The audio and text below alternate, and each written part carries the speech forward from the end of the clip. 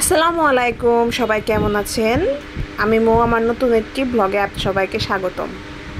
দেশের এবং দেশের বাইরে যারা আছেন, প্রবাসীরা আছেন, তাদের সবাইকেই রমজান মাসের অনেক অনেক শুভেচ্ছা। আজকে আমার ইফতারের ছোট্ট একটি ব্লগ নিয়ে এসেছি।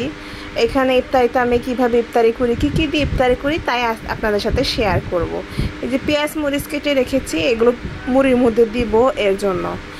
আর এগুলো আমি দিয়ে বুড়া বানাবো, ডালের বড়া। এগুলো ডালের বড়া। এখানে আমি একে একে করে আস্তে আস্তে করে মশলা দিয়ে দিব। এখানে পেঁয়াজ কুচি আর ছোটো ছোটো করে মরিচ কেটে দিয়েছি, আর মরিচের বাটাও দিয়ে দিই। মরিচের বাটা দিলেও খেতে অনেক টেস্ট লাগে। আর সব ধরনের মশলা যেমন আদা বাটা, মরিচের ফাঁকি, ধনিয়ার ফাঁকি, জিরার ফাঁকি দিয়ে ভালোভাবে আমি মাখিয়ে নিচ্ছি। ভালোভাবে মাখিয়ে তারপরে আমি তেলে ভেজে নিব। এটি অনেক ভালোভাবে মাখিয়ে নিতে হবে, তা না হলে মশলাগুলো জায়গায় জায়গায় দলা বেঁধে থাকবে, খেতে অনেকটা বাজে লাগবে। অতএব ভালোভাবে মাখিয়ে নিতে হবে।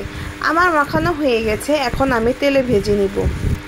এই তো একটা একটা করে গোল গোল করে আমি গরম তেলে দিয়ে দিচ্ছি। এখানে পুরোপুরি গরম না, হালকা গরম। তেলটা হালকা গরম হলেই আপনি তেলে বড়াগুলো দিয়ে দিতে পারবেন। আমরা সবাই কম বেশি বাঙালিরা যারা আছি, দেশে থাকি, যারা বিদেশে থাকি, সবাই আমরা সব সময় এই পেঁয়াজু, মুড়ি, বুট, ডাবলি না হলে হয়ই না। এগুলো ছাড়া আমাদের ইফতারি হয় না।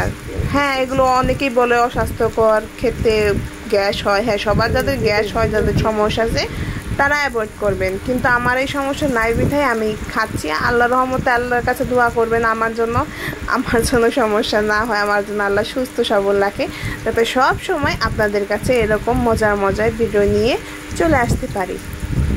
যাই হোক, এই তো আমার বুড়াগুলো দিয়ে দিচ্ছি একে একে ভাজার জন্য। আরও কয়েকটা বুড়া দিয়ে দিব।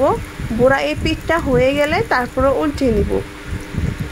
বুড়াগুলো ভাজতে আমার কাছে অনেক মজা লাগে। রান্নার মধ্যে সবচেয়ে প্রিয় সাবজেক্ট হচ্ছে বুড়া ভাজা, আলুর চপ ভাজা, বেগুনি ভাজা।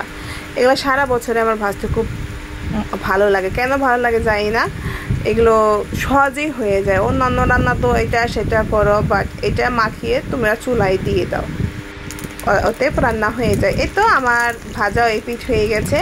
এই যে দেখুন কত নাইস একটা কালার এসেছে, ব্রাউন ব্রাউন কালার। এটা এখনো হয়নি। ওই পিঠ ভালোভাবে হলে তারপরে আমি আস্তে আস্তে তুলে নিব। এই তো ভাজা হতে থাক। এই তো এটা সাথে আমার আলুর চপ আছে। এখানে আলুর চপ দিয়েছি, আর ওই নিচের গুলা হচ্ছে আমার বুড়া, ডালের বুড়া।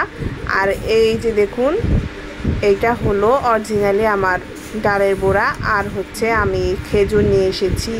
এই যে এখানে আমি একসাথে সবার জন্য মুড়ি তৈরি করবো। আর এটা হচ্ছে বেগুনি, এগুলো হলো বেগুনি, বেসন দিয়ে রান্না করেছি। আমি যতটুকু পারি সেভাবে রান্না করেছি, আপনারা কেউ হাসবেন না। তারপরে আমি চিয়া সিডটা গুলে নিলাম। চিয়া সিড ছাড়া আমি রোজা ভাঙি না, কারণ ওজন কমাতে আরও অনেক ভিটামিন আছে, সেক্ষেত্রে ক্যালসিয়াম, ম্যাগনেসিয়াম, ওমেগা 3। এর জন্য আমি চিয়া সিডটা সবসময় পান করে থাকি। এখানে সব গ্লাসে একটু একটু করে আমি শরবত ঢেলে নিচ্ছি, কারণ এখন আস্তে আস্তে আজান দেওয়ার সময় হয়ে এসেছে, ইফতারেরও সময় হয়ে এসেছে। এই তো আমি চিয়া সিডটা ভালোভাবে গুলিয়ে নিব, যে ভিজতে থাকবে। ভিজানোর হয়ে গেলে তারপর আমি আস্তে আস্তে একটি মাখাবো। এখন আমি চানাচুর দিয়ে দিব। চানাচুর দেওয়ার পরে এখানে তেল লবণ, চানাচুরটা দিয়ে দিলাম।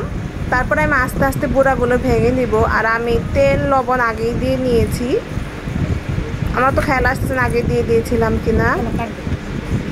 আমি বড়াগুলো ভালোভাবে মেখে নিলাম। এর সবগুলো উপকরণ হাত দিয়ে ভালোভাবে মেখে নিলাম। এখন আমি মুড়ি ঢেলে দিব। এই যে মুড়ি ঢেলে দিয়ে দিয়েছি। বাড়িতে যে কয়জন মানুষ আছে, আমরা ভালোই মোটমাট 7 জন মানুষ আছি। এই প্রেক্ষিতে আমার মুড়িগুলো দেওয়া। আমরা অনেকে আছি বা আশপাশে যদি প্রতিবেশী আছে, তাদের আমি এভাবে মুড়ি মাখিয়ে দিই। আমার হাতে মুড়ি মাখা খেতে সবাই অনেক বেশি পছন্দ করে। এই তো আমার মুড়ি মাখানো প্রায় হয়ে গেছে। এখন সবার প্লেটে বেগুনি, পেঁয়াজি আর খেজুর দিয়ে দিব, আর শসা দিয়ে দিব। আমরা প্রতিদিনই শসা খাই। শসা খাওয়া শরীরের জন্য উপকার, আর হজমের শক্তি বাড়ায় শসা। আজান দিয়ে দিয়েছে, এখন আমি ইফতারি শুরু করব। এই তো আমি প্রথমে চিয়া সিড ভেজানো শরবতটা দিয়ে ইফতারিটা ভাঙলাম। তারপর একটু খেজুর খেয়ে নিব। খেজুর দিয়ে ইফতারি ভাঙা সবচেয়ে উত্তম। একটু খেজুর খাচ্ছি, খেজুরটা কিন্তু অনেক টেস্ট। এটা অনলাইনে অর্ডার করে এনেছিলাম। তারপরে এই তো আমার মুড়ি আর ওই যে বেগুনি। যাই হোক, ইফতারি করা শেষ, নামাজ পড়া শেষ করে আমি চা খেতে চলে আসলাম। এই তো চা বানাচ্ছি। চা বানানো হয়ে গেলে পরিবারের সবার জন্য চা, আমরা সবাই চা খাবো। এই যে দেখুন কতগুলো কাপ লাইনে দাঁড়িয়ে আছে চা ঢালার জন্য। এই তো আমার চা হয়ে গিয়েছে। এখন আমি সবাইকে এক এক করে চা দিব আর চা নিজেই এনজয় করব। এখন টিভি দেখছি আর চা খাচ্ছি, সাথে একটু কফি আছে। অতএব সবাই ভালো থাকবেন, আল্লাহ হাফেজ।